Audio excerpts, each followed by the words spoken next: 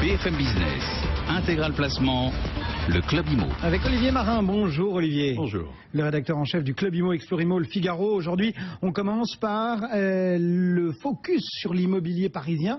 Faut dire qu'on va parler encadrement, réalité de marché. Comment ça évolue? Oui, ça évolue en ce moment. On va dire que la politique et l'immobilier à Paris sont extrêmement étroitement liés. Évidemment, on va parler d'encadrement, bien sûr. Et tout d'abord, il y a le pacte logement pour tous qui a été signé hier à la mairie de Paris. Alors, symboliquement, en fait, les promoteurs et les bailleurs sociaux ont signé une charte anti-spéculation. Oh là là. Le but, c'est d'éviter les surenchères foncières et de diminuer les prix des logements. Alors, l'intention est louable. Sera-t-elle suivie des faits ? En tout cas, c'est ce qui est promis. En attendant, dans le neuf à Paris, Intramuros, on construit très peu, c'est très cher, d'où des opérations de réhabilitation, des opérations de surélévation d'immeubles et des opérations de transformation de bureaux en logements. Le prix moyen, il faut le savoir, à Paris, au mètre carré dans le neuf, il est de 10 200 €.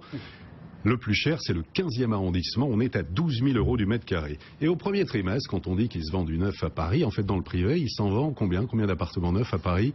Très peu. 90 appartements neufs ont été vendus au premier trimestre. Ce sont essentiellement des studios qui ont été vendus à des investisseurs. Ça, c'est pour le neuf, et pour l'ancien, comment évoluent les prix?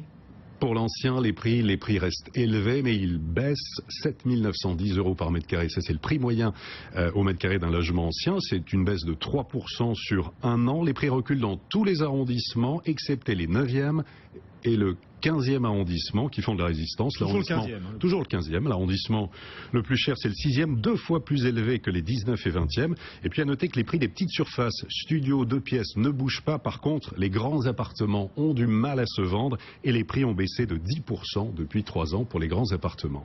Si on essaie d'être encore un peu plus précis, quartier par quartier, ça donne quoi? Alors quand on regarde en fait les chiffres des notaires, c'est assez intéressant. Les prix de l'immobilier dans les quartiers, alors quartier Saint-Gervais dans le 4e, augmentation de 30% en l'espace de 5 ans.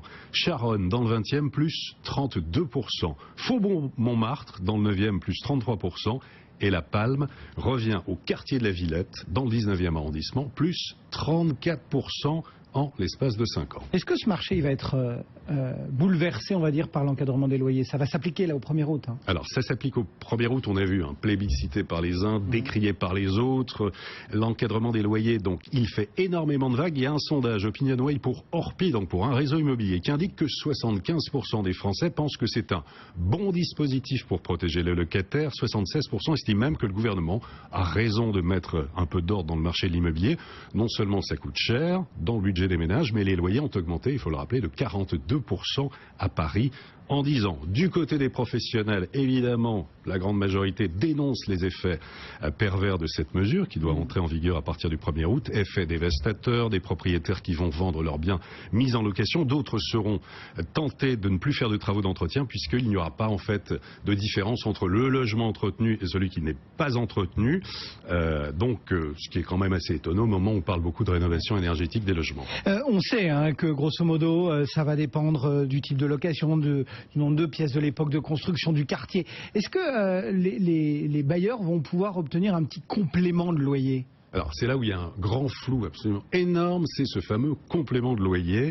Il est indiqué dans le texte, un complément de loyer pourra être appliqué pour les logements qui présentent des qualités particulières de localisation ou de confort par rapport au logement de la même catégorie situé dans le même secteur géographique. Donc, c'est quoi? C'est une terrasse, c'est une vue sur jardin, c'est une grande hauteur sous plafond, on peut dire aussi il y a le métro qui est pas loin, ou aller voir chez le voisin d'en face. On peut tout imaginer.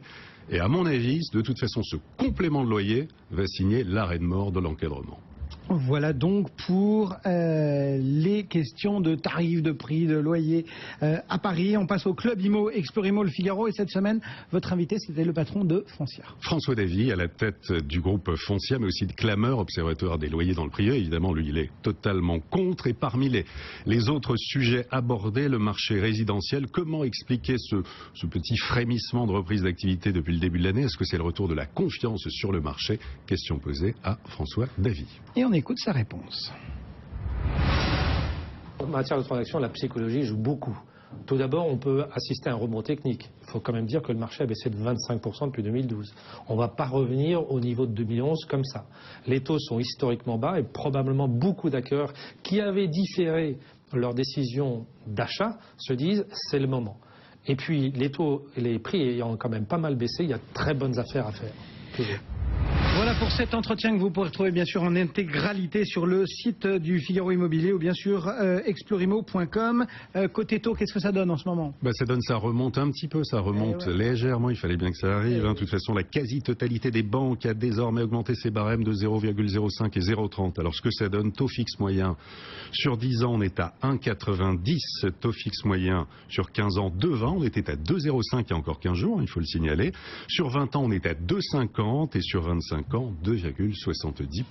On termine comme chaque fois par l'immobilier de prestige. Vous nous emmenez où cette fois-ci? Je vous amène à Neuilly-sur-Seine. Oh là là. On est à côté de Paris.